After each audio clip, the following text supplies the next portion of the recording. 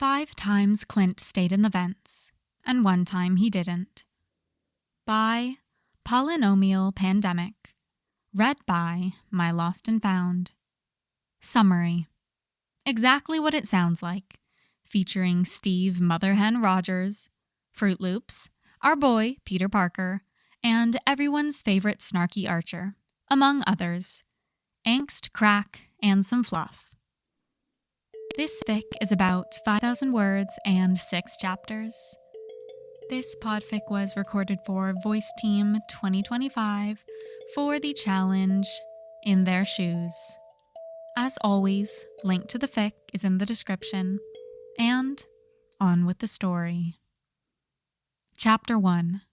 Drowning in Them. Summary. Trigger warning. Panic attacks, non-graphic mention of arrow wounds, mind control. Clint curled up to the edge of the metal plating, pressing himself into the wall of the air duct. The footsteps and voices below him continued, faint through their walls. He leaned back into the cool metal as his head throbbed. He tried to quiet his gasping breaths. Hawkeye? Snap out of it. Barton? He dragged himself further along the vent, away from the access panel, away from his room, away from his teammates.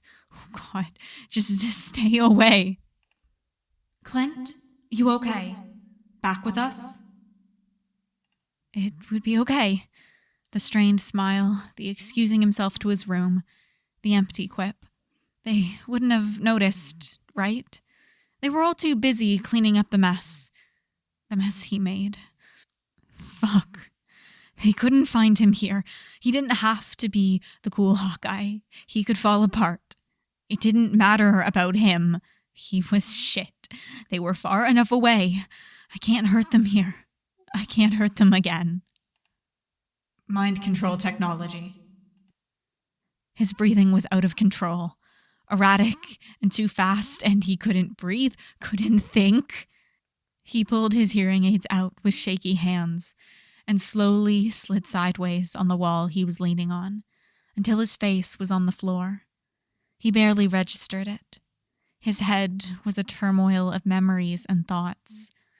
No, not again. I can't hurt them again. No. Loki, stop. I can't. Oh, God, what have I done? What happened? Tasha, I'm sorry. I'm so sorry.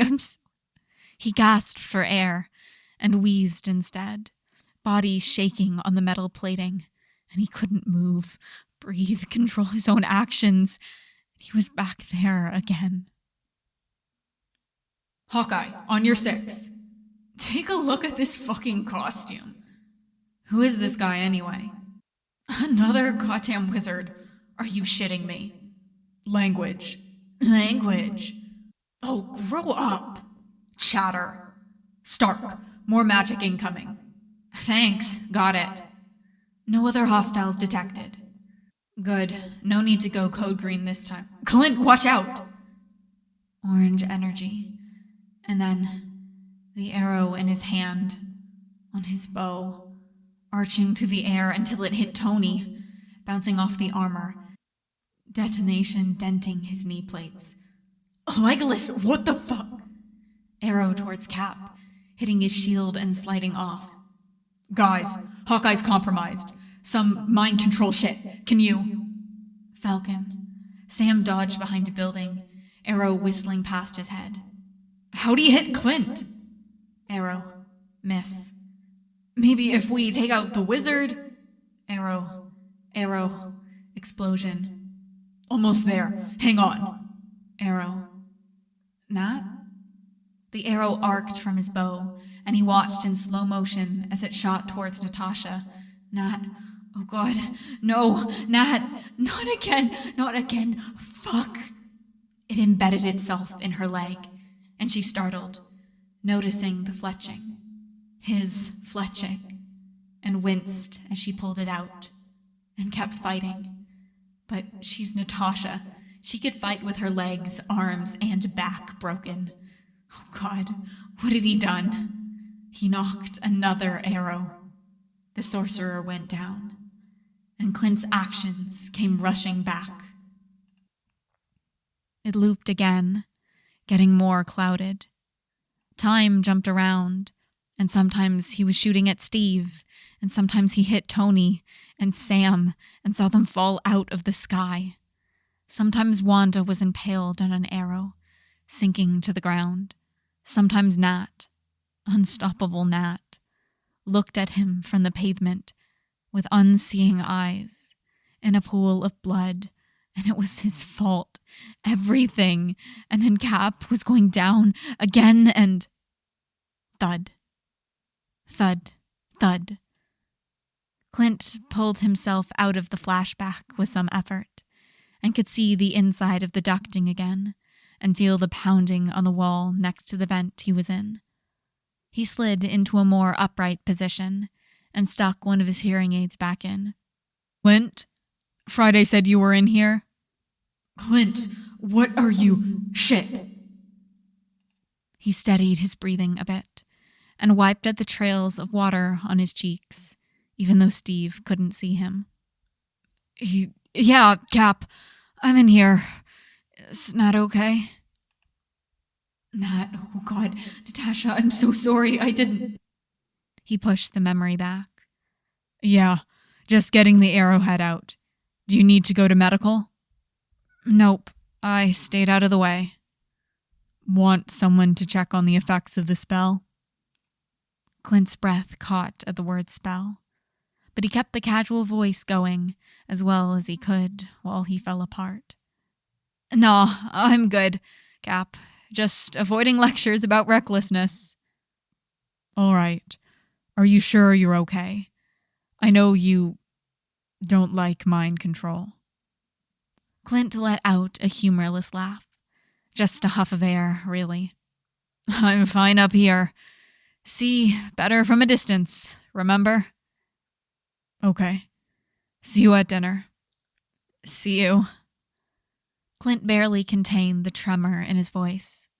He listened to Steve's footsteps fading and put back his other hearing aid, just in case he might come back.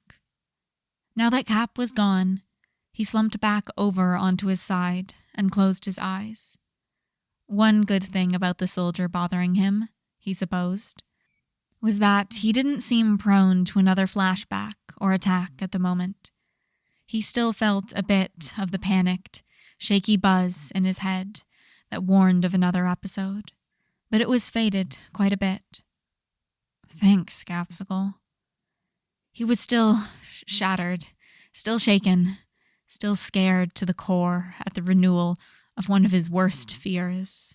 But the fact that more people than just Nat cared enough to check in on him, even if it was Mother-Hen-Rogers, that maybe they forgave him, mattered a lot.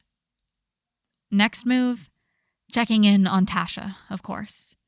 She'd known he was there, no matter how sneaky he was, which was also good, because no matter how good an agent's mask is, it's good to know people care. Starts in on erasing all the things you've done, the things you'd rather forget, the red in your ledger, as Natasha would call it. God, Tasha, I'm so sorry. Clint pushed himself up, groaned, and moved down the vent to recuperate with stolen Fruit Loops and bad TV shows. He might even let Natasha have some of the tiny, sugary rainbow garbage cereal. But only because he felt slightly guilty, of course. That was it. And that is all for this chapter. Like I said at the beginning, I am recording this fic for Voiceteam 2025 for the challenge In Their Shoes, which is basically you record a podfic containing one of your team members' favorite things. And my team, put a list together so we could know. And this podfic is for Flower Parish. They stated that they liked Clint, Barton, and 5+1 fic formats, and I thought this one fit very nicely. It's gonna take me a while to completely finish, but the whole thing is, dedicated to them. So I hope they like it, and I hope everyone else listening enjoyed this first chapter.